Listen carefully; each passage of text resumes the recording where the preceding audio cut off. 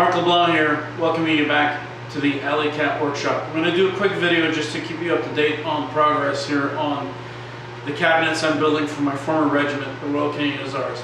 I'm at the point right now where I need to build the face frame of the 3 hutches, and I've got the first one done, which is great news.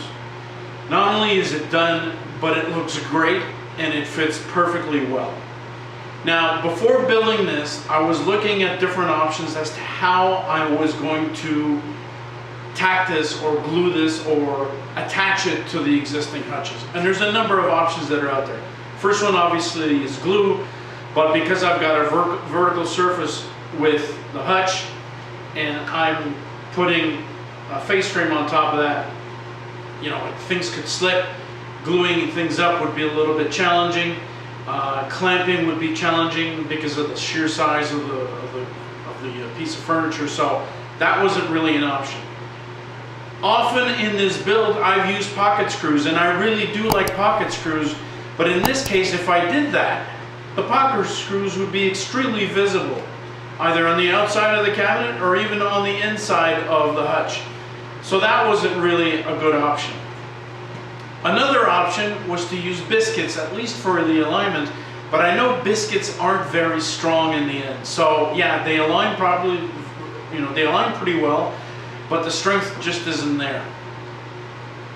I considered even buying a domino cutter, and that's going to be pretty expensive, and it's going to be a little bit tough to manipulate that on the piece of furniture itself. So by accident, and quite honestly by luck, I stumbled upon a video, and I'll try to find it and put a link to it below. But there's a guy on YouTube, and her name escapes me, I apologize, who did an analysis of 4 different ways of attaching things. And he did pocket screws, he did biscuits, he did dominoes, and he finally did dowels. And based on that video, I got myself this tool. This is the DowelMax. As the name implies, this uses dowels to join 2 pieces of wood. And I've used dowels extensively, probably too many dowels in the end, to attach the face frame to the hutch. So in my next video I'm going to show you how I'm using this to build the face frame for the central hutch, but I thought that I would just give you a quick update on what I've done with this, and why don't I show you the results so you can judge by yourself how that looks.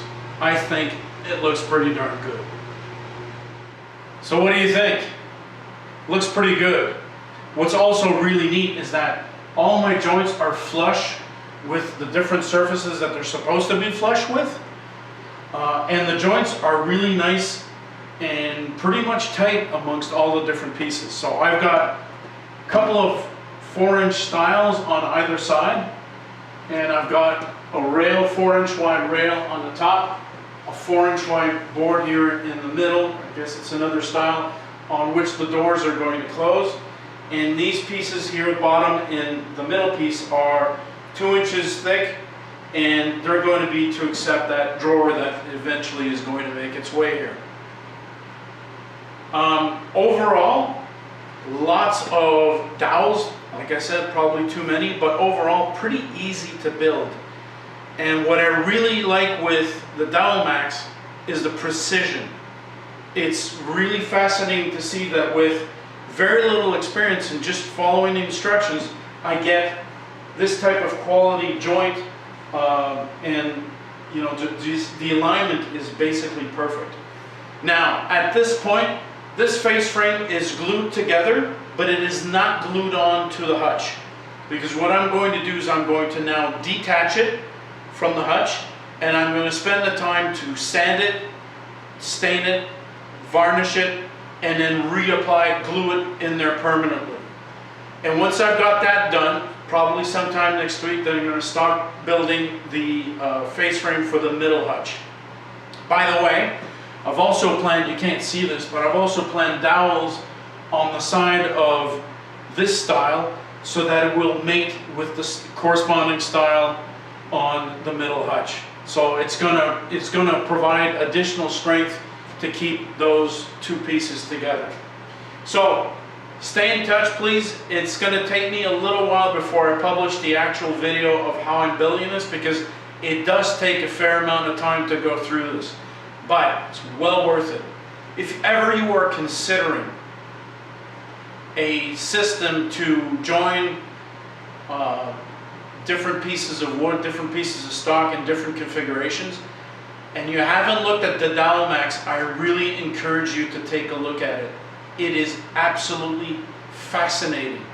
Yes, it's an expensive tool, but so far with what I've done here, it's paid for itself. Guys, thanks for watching. Have a good one, and I will see you probably in a couple of weeks.